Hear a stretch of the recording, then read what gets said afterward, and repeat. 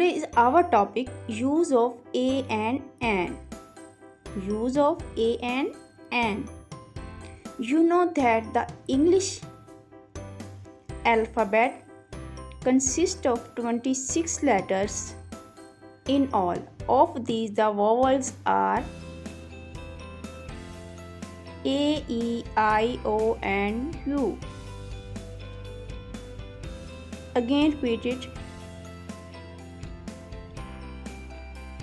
A, E, I, O, and U.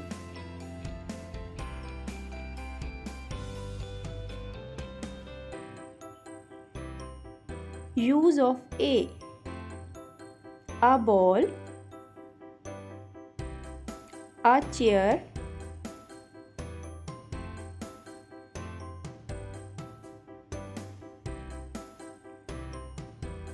a mango, a tiger. All name of things, these are in singular number and begin with consonant sound. We have used a before all of them. Use of an apple, an inkpot, an onion, an orange. All also name of things, they are also in singular number, but all these begin with vowel sounds.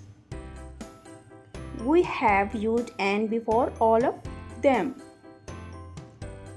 Hi kids, hope you like the video.